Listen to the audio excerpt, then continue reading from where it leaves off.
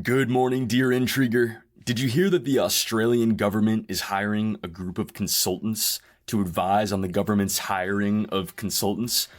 We've officially reached the singularity. On today's show, I'm joined by Intrigue co-founder Helen Zhang to discuss a potential solution to Haiti's security crisis and factional fighting in Lebanon. It's all coming up.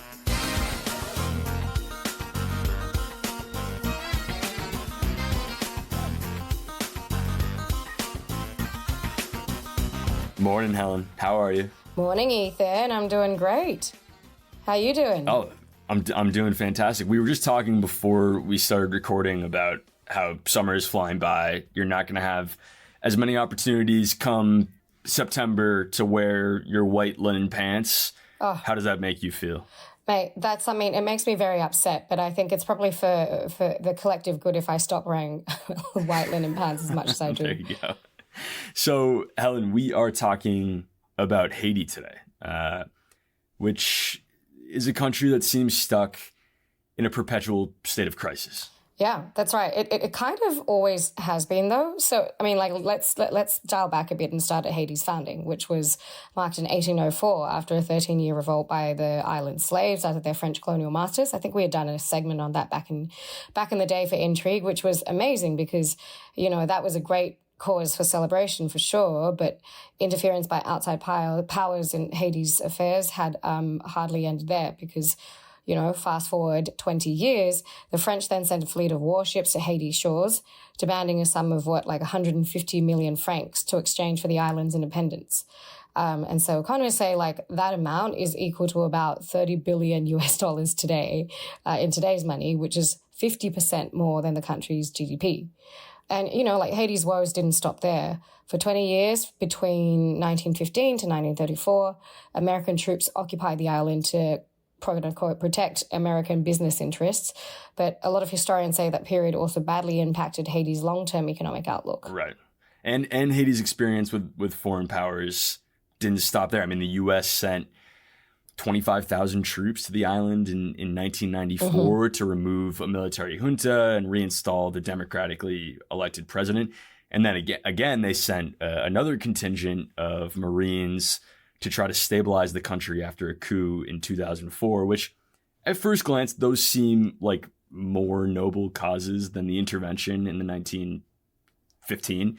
But neither had the intended effect of, stabilizing Haiti's economy or political system. Yeah, no, not at all. And by the way, we should note that many Haitians believe, and not unfairly, that the US and France had orchestrated the coup in 2004 to remove a president who had been calling for reparations from France for the extortion 2 centuries prior. So it didn't go well for that dude. But anyway, that brings us up to today when Haiti is without a democratically elected president or a single democratically elected government official. So last democratically elected president, Jovenel Moise, was assassinated in 2021, and its last democratically elected government officials, its senators, stepped down in January. So without a stable government, networks of criminal gangs have come in to fill that power vacuum. And look, Ethan, I've seen some various estimates, but according to one DC-based think tank, the Wilson Center, gangs now control 90%, 90% of the country in Haiti's capital, wow. Port-au-Prince. Yeah. 90. Yeah. I mean, like you said, it varies from 60 to 90. Let's assume it's 75% smack dab in the middle. Right. That still means that the vast majority of the country's capital is under control by criminal gangs, and they control it brutally. I mean, there was an article I read recently by the New Yorker's John Lee Anderson that we can link to in the show notes that reports on the tactics the gangs use, and that they are much too horrifying to recount here. But Helen, what can be done about this? Well, yes, of course, no easy fix, as always, which is a very unsatisfying answer, I know, because, there are so many layers to the problem. And it's not just security, but of course also the economy and the political system. But experts say that, those two latter issues, like the economy and political system, are secondary concerns at the moment. The most important thing is regaining control of streets and making Haitians feel safe. And the best way to do that is by empowering the Haitian police to once again do their jobs. As of now, there are only around 10,000 members of the Haitian National Police. And experts say that, it should at least be 2x or twice as many. And for the most part, the police can't come close to matching the firepower of the gangs, which many of them actually still go unpaid. So, of course, nobody wants to do a job, let alone such a dangerous job, without a decent salary. Frankly, Haiti needs some outside help to make all this happen. Its interim president, Ariel Henry, has been calling for help for months.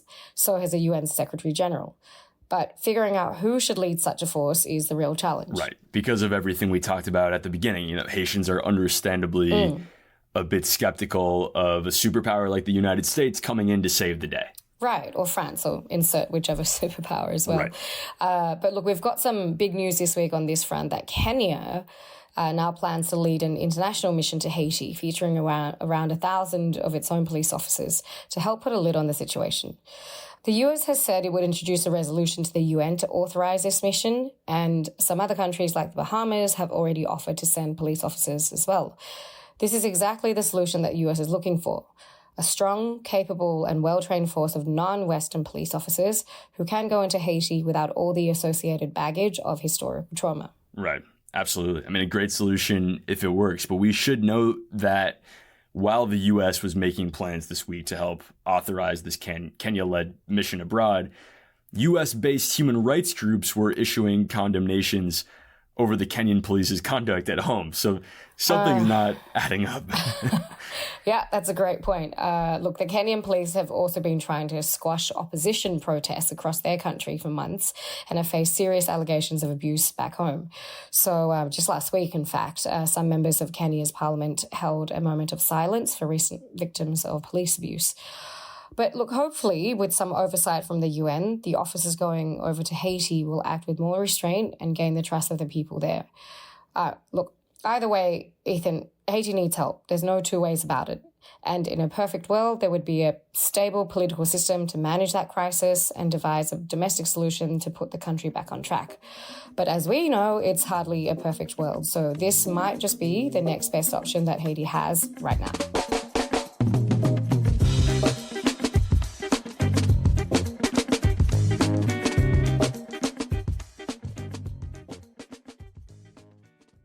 Today's show is sponsored by Flavier. Flavier helps you curate your home bar with the classic, the crafty, and the rare gem spirits that match your personal taste. You can sample and train your palate with themed tasting sets, which are guaranteed to help you find your new favorites. Flavier is the best way to experience the spirit of exploration. Check out the link in the show notes to learn more. All right, welcome back. So Helen, mind if I kick it off today? Yeah, please do. Well, we're going to be talking about another sort of downer story, but I've been following these ongoing clashes between two Palestinian factions at the Ain al-Hawa refugee camp in Lebanon. So calling this place a camp, a refugee camp, sort of obscures what it is. I mean, it's a bustling neighborhood of around 60,000 people inside a city called Saida or Sidon on the Mediterranean coast that was established to house Palestinian refugees of the Arab-Israeli War of 1948. And as with other Palestinian-controlled areas, there's the West Bank and Gaza, this camp is divided into distinct political camps. There's Fatah, which is the more establishment party, as you know, that, controls the Palestinian parts of the West Bank. And opposing Fatah, there are these militant Islamist groups, think Hamas, or adjacent to Hamas, which controls the Gaza Strip. And this week, the world watched rather nervously because fighting broke out between these factions. Dozens have been killed and thousands of others have been forced to flee their homes. Oh, gosh. Actually, I had missed that story, Ethan. So what's being done about this? Well, at the moment, it's not clear what can be done. On Tuesday, the Lebanese militant group Hezbollah brokered a ceasefire. That was quickly broken. They even looped in the leader of Fatah, Mahmoud Abbas, who also serves as the Palestinian president. He tried to secure a ceasefire, but for reasons that we don't have time to get into, he doesn't quite have the credibility these days to make a difference there. And yesterday, the Lebanese caretaker government went so far as to warn Mahmoud Abbas that it would send in its army to the camp if need be, to stop the fighting, which is a step it would very, very rarely take. I mean, the refugee camps across Lebanon are effectively self-governed. I mean, there's no, if any, oversight from the Lebanese government inside these places. The last time the Lebanese army did enter a camp to stop violence was in 2007, and it turned into a months-long war.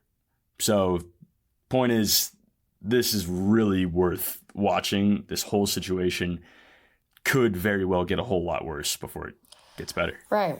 Thanks, Ethan. That's something I'll definitely be watching. Yeah, keep an eye on that one. What's on your mind? Oh, well, you know, what's not on my mind, Ethan? I think when I was thinking about what to talk about today, I briefly thought about, you know, either Justin Trudeau separation or maybe the fake sun bear from a Chinese zoo. I don't know if you saw that. I didn't see that. Well, what's the 60 seconds on that, or the 10 seconds? The 10 seconds on that is that, you know, of course, Chinese zoos have always like had a patchy history of like faking their animals, right? So the most recent one was in a Hangzhou zoo that has Southeast Asian sun bear standing on hind legs. And if you've seen photos of it, it looks like genuinely like a person dressed in a sun bear suit. So of course, everyone has been accusing the Chinese zoo of putting up a fake sun bear. Did you see the guy that paid $20,000 to dress up as a dog? I did, and I think the meme in which I saw it was like, "This is why the world needs to end." Yes, or something to that effect. And look, the dog looks like Richard Gere, right? Have you seen those things that like dogs that resemble human beings? That particular dog looks like Richard Gere. I would tend to agree with that. I was fascinated by the fact that other dogs immediately recognized it as a human, and they stayed away from it. So yes, exactly. For all, you know, this person paid so much money to dress up like a dog, only to be rejected by the crowd that he was trying to fit in. That's right. What is this mutant dog? Well, Helen, you know what? Do you want to talk about geopolitics? Yeah, I mean, like, as good as sun bears were, let's talk about geopolitics. I mean, look, what's really on my mind is really, I think some of us probably have seen the headlines that former Myanmar leader Aung San Suu Kyi, aka the lady, has been pardoned in, I think, 5 of the 19 charges that were brought against her by the military. And so, look, what that means is that the pardon will reduce her currently 33-year jail sentence by a very generous 6 years. And so the last week, Ms. Suu Kyi was moved from prison to house arrest in the capital, Naypyidaw. Which, of course, this has caused a lot of great optimism in, I think, some Western media outlets, because in addition to her pardon, the former president, Win Myint, has also been, had a reduced jail sentence after getting 2 of his charges pardoned. So it looks like, you know, the military junta of Myanmar has made some concessions in what I think many believe to be efforts to revive their currently stalled diplomatic efforts. I mean, is that optimism well-founded? Is this good news for those folks in Myanmar that are concerned about democratic governance? Yeah, well, look, the TLDR is that there's obviously pressure from the military junta on the military junta to do better, and it's not necessarily an indication that they're moving in the right direction. But I think some analysts have seen this as like a sort of diplomatic chip that the military junta is using to kind of get what they need, which is access from or buy-in from their neighbors to relieve some of the financial crisis in Ecuador, where within the financial bureaucracy, you've seen that the state banks have seen numerous hard currency transactions blocked internationally, and that foreign currency inflows have really been hit. And then also, in Singapore, which is once the offshore financial center for Myanmar's generals, is now cracking down on Myanmar's accounts that are related to the regime, partly in response to the US's requests. And so really, in addition to that, the regime's very savage military campaign so far to stamp out any dissent throughout the country is not going well. Since we saw, I think everyone will remember that really eerie clip of the, I think, Zumba dancer or the instructor who accidentally filmed the start of the junta's coup rolling into Naypyidaw in February 2021. And I think since then there's been, a huge escalation of aerial bombing campaigns and arrests and killings. And so over the last 2 years, the regime now only control less than, I think, 50% of the country's territory, but it still continues to hold all the major cities and towns.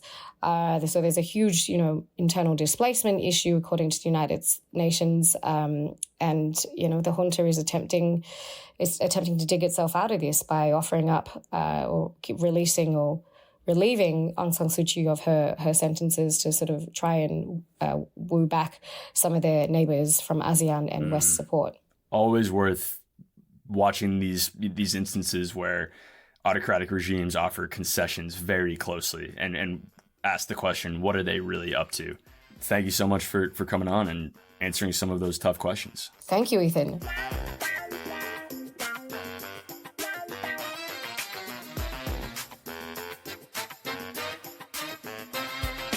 And that's going to do it for me. By the way, we've got all sorts of great recommendations for your weekend over at the International Intrigue newsletter, so make sure you check it out before EOD today. In the meantime, I'm Ethan Plotkin. See you on Tuesday.